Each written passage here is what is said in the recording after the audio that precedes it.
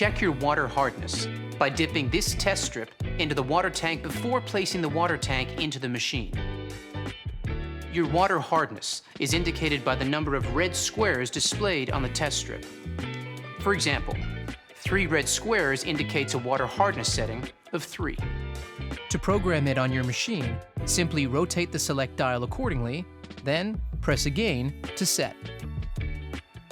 If your water hardness is either 4 or 5 when tested, we strongly recommend you change to an alternate filtered water source, as this can affect the taste of your coffee and the maintenance requirements of your machine. Also remember not to use any distilled water or water with 0 or low mineral content, as this will affect both the taste and functionality of your machine.